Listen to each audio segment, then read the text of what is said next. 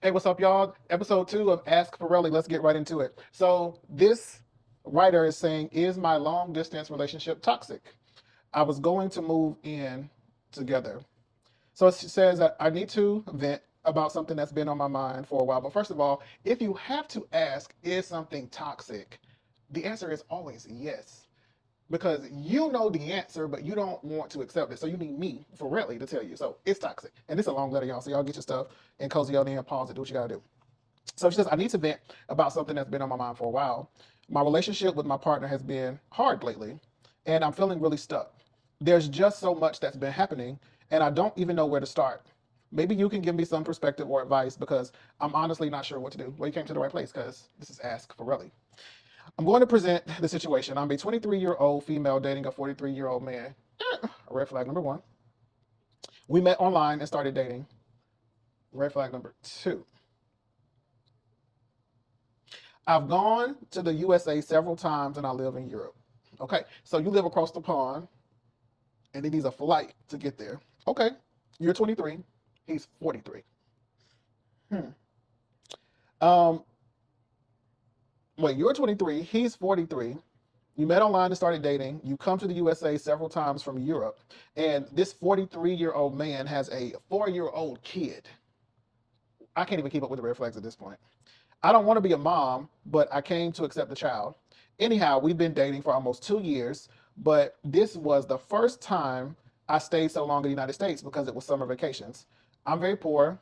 I have a scholarship, and my partner pays for the trip. That is $1,000 usually, plus pays for everything when I'm here, food wise. I use around $100 for the whole trip. Okay, I can see why this kind of setup would be attractive to someone like you in your state. You're getting flued out. He's paying for everything, and then when you get here, you're only paying $100. He's 43 and he has a 4-year-old kid. But baby girl, you don't have to be a mama unless the mama is no longer with us. Is that kind of the situation? Is he has sole custody? Like, what's going on here?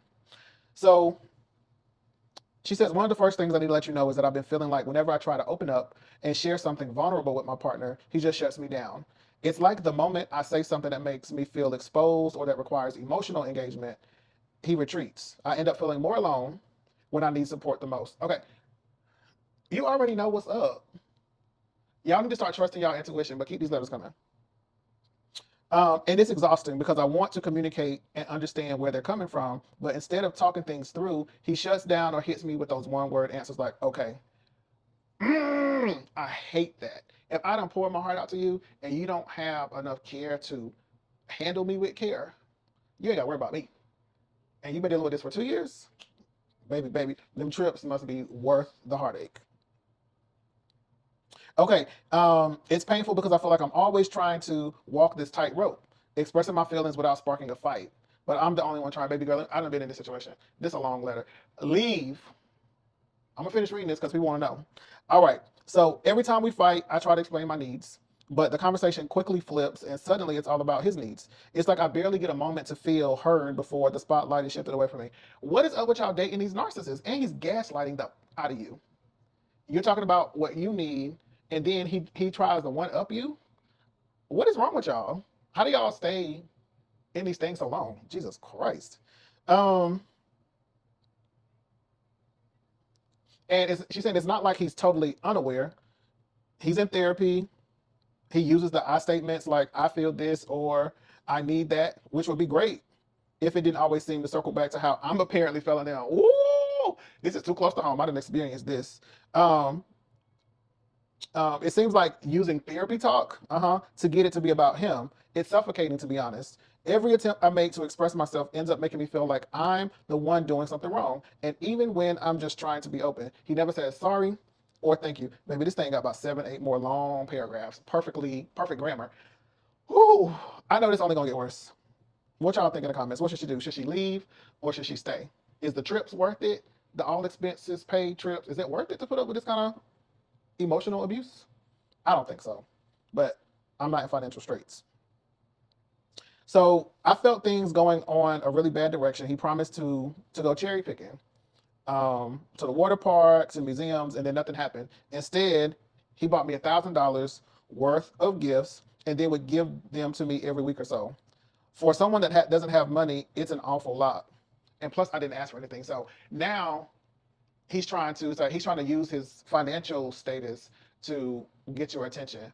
And because he knows that you don't come from a lot of means, he's like, oh, this money will fix the situation. But you're not that kind. You're not that easy. Okay. So he started to renovate the house because she was going to move in, supposed to move in. Then that brought up issues. Like he would always complain about the money, even though I searched everywhere and got free stuff, even from like Facebook Marketplace. I always had to be the one to suggest to do things around the house. So now he says, okay, babe, I'm trying to spend this $1,000 flying you from Europe. So let's start renovating the house. Just in case it's late. We start renovating the house, and then it just kind of stops. So he's really, this feels like he's breadcrumbing you. He's pulling you along to see how long he can keep you on the string because there's something about you that he likes, but he may not actually like you. And that's a real hard thing to pull together is that sometimes we get into these situations where we like the thought of the situation, but not actually the things that come with the situation. Okay. Woo. So on his birthday week, his parents were making him be on edge towards the end of August, and they were always really sharp. Never slept with me and chose to sleep with their kid, which I understood, but I felt very undesirable. Okay, so the kid stays at the house, and when you're there in the U.S., that you got flew all the way over to Europe, the 4-year-old is sleeping in the bed when you are supposed to be this person's romantic partner. Like I understand putting a child to bed, but come to our bed, come to the big bed, or we can all sleep in the bed together. I, I'm just saying, something about that is weird. And of course, it would make you feel undesirable. You don't flew across the world to see this man and his kid, and you can't even get no romance, no cuddling. Like, what is that about? Um, so every time that she wanted to talk about this, he wouldn't say anything back. He just wouldn't talk, and then I would have to ask if are you listening to me? Ooh, girl, he is stringing you real bad right now, right? And so one time I vented about feeling far away from home and how I lost the people I cared about, like a friend group. They separated from her after she was very mean to them. Oh, so you think you got a man that I think I'm gonna love forever, and forever we be together, no matter where he go, I be thinking of. You think you Eve? So you got a man, and you just start treating your friends mad because I got a man who flew me out. Y'all really do be doing that to y'all friends. Like I don't understand how you can meet this person that has no history with you. They throw some cash, and you just forget your friends. You start treating your friends like leftovers. Y'all need to fix that because that is trash. Okay. Um, let's see here, y'all. That's so much. It's so much. So he knows about this, about how she lost her friends and how they treated her.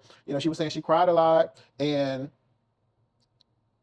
this time when they was talking about this, he said it's like you're asking for them to treat you like this and you keep forgiving them, and that's true. So maybe this looks like a pattern. You let people in your life treat you a particular kind of way, but you don't do anything to change that. You stay because you feel like it's better to either have something, have friends or a man and get flued out versus your well-being. Oh, you need to be in therapy too, baby. um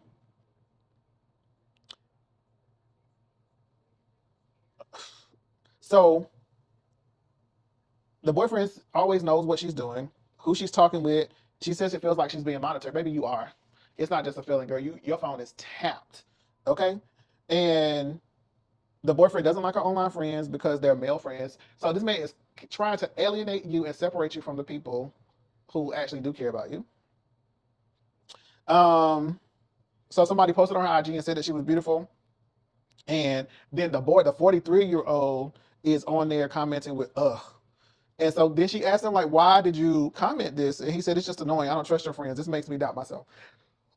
So now you're a 43-year-old who is trying to throw his financial status at you as a way to control you, doesn't sleep in the bed with you after he done flew you out thousands of miles to be with him because you're in a long distance relationship. Then he ignores you. He's a poor communicator. And then he tries to love bomb you by giving you money week after week. And then y'all make a plan to move in together. And then he doesn't even really want to do the renovation. So then when you bring up, like, hey, maybe we should it's a good day to do these things on this to do list, he gets an attitude. Girl, I would have been done at 43. Okay. So let's see here. He said it made him doubt himself. When they talk about sex, this part is not safe for work, you guys. So put on your headphones, send the kids to bed. She says during romantic time, he sweats a lot. He refuses to take regular showers. Girl, girl. After a full day of work, what kind of work you do? And she just says he really, really stinks. So if we're going to have sex after a wait a minute, if we're gonna have sex, I like to take a shower before and do the same. Period. Like, come on in here, baby. I know you just got home from work. Let me, I rub your back, I kiss your neck. You know, you gotta do all those things that Beyonce said in that song. No, when you touch me, it feels like that. But you gotta wash before we do all of that. Okay? Um, ew. So wait a minute. So everything is okay until you ask him to take a shower because he just got home from work and you're not about to be all up on me stinking. And he 43. What is it with y'all men that don't like taking baths, get in the tub or something? Like, what in the world? And so he doesn't even, oh God, he don't even take a shower to go to bed. Now, one thing my grandma taught us, you don't get in no bed without washing your nasty tail. So she said that the beds get stains on the sheet. He gets offended when she told him that I don't think it's mentally healthy or hygienic to be like this. And I always offer to shower together since I take one shower a day. Plus, he still doesn't even try to use deodorant. And I get it. Girl, you done lost me. Yeah, this would have been the single, you don't wash in America, you don't bathe. Like that's a part of our culture is regularly washing ourselves. Like that's what keeps us from being third world countries. That is that we have clean water that we can wash our bodies to ensure that we're clean and not carrying diseases and bacteria. So you're really lucky that he's sleeping in bed with a child, not with you. But you said earlier that he don't sleep in bed with you. So why the bed dirty? Is it? You got to explain that a little bit more, sis. So you don't use deodorant. Sure, this is three strikes you're out already for me. Um, so now still talking about sex, I became very repulsed because of the stress of everything making my eating disorder worse. And I ain't got an eating disorder. So this made her spiral a lot. I don't like to pleasure myself on the hold on. I don't like him to take care of himself on the bed with me when I feel like so wait a minute. He be in the bed pleasuring himself while you just laying there and he's stinky and sweaty and soiling the sheets. Girl, you shouldn't have sent this to me. I mean, I really do appreciate it, but you should. I hope this helping you. Y'all help her in the comments. Okay. Um. So you don't like it when they're in the bed pleasuring themselves with you next to them, and so he's always grabbing on you during these times. And I asked him to never do it again. It happened again and again. And I still have to get out of bed till they finish. Well, I mean, he need to go to the bathroom and do that. Maybe he thinks that, but I understand when you about to, when your pipe's about to burst, you kind of want to, you want to, oh, hallelujah. Ooh, I'm crazy. You need some help because you know you about to, right? That is so disrespectful. Why somebody do that to me next to me? I was pissed. I couldn't wait for that trip to be over. I was like, all of this right here, and you're gonna be doing that. I wake up and you pleasuring yourself, child. Get out of here. So 2 weeks ago, he was with his kid and complained about the house being a mess, and then made a loud sound. I asked him if I could do anything, and he replied with whatever because he nasty and dirty and the house is dirty. So because he flew you out from Europe, he paying all these coins, and you need to also be his housekeeper. Baby, you don't put this together well, so I'm trying to figure out why you confused. Why you even asking us this question? So you ended up doing the dishes and taking care of the overall mess that was just the child's clutter. And he didn't even thank you. You do the dishes every day. You fold the clothes, you sweep the floors, and you asked him to do it once, and then he didn't even do it, and you ended up still doing it because I have insomnia and oh, you needed rest. Okay, okay. So you're just too tired to do it. He wouldn't even help you. So she says, thanks for listening. I need to get that off my chest. It's a lot. Am I overreacting? I'm going to break up after I go back to my country, which is this week. I can't take this anymore. There's a lot more, but I don't know if you're going to even manage to read this, girl, because you have taken me completely out of here with this. You have taken all of my strength, girl. Listen, what do y'all think? Listen. So firstly, it's the age gap. Y'all living in different countries. And that should be enough for you. You know, really just block him, baby, and just move on with your life. Because old men, they really are like dating younger women because nobody at their age is going to date them, and for all of the exact reasons that you described. He seems to think that his money is enough for you to accept that bad behavior. Oh God. Make sure you block him on everything. If you get a random number, the spirit is gonna tell you that it's him, and don't you answer that phone. He gonna do everything he can, because that's something about men. When you're telling them what you need up front, and they think that they got you, and you're not gonna find nobody better, that they can just continuously play on your top. So when you go to your country, baby, you block him, cut all contact. If he tries to reconnect, block him again, because this is toxic, right? Because he gonna say something to you, he gonna send you some money, and then you gonna say, oh well, this is nice. But what you should do is let him keep sending you money, put that money in your bank account, and live your best life until next summer and don't come. let one of your friends respond to him, girl. I don't know. Like, and really, I wouldn't wait till I got home. I would go ahead when you get dropped off at the airport. You got your ticket. Well, once you get on the plane, once you go start to board the plane, then send that text and be like, "This is it, baby." So you don't try to cancel your flight so you can get home. Um, well, that's all I have for you, friends. If you have something that you think will help her, please put this in the comments. Thank you for listening. You can send me your notices to my email address that is listed in the caption. Um, Peace, like, share, subscribe, and follow. And I'll see you on the next one.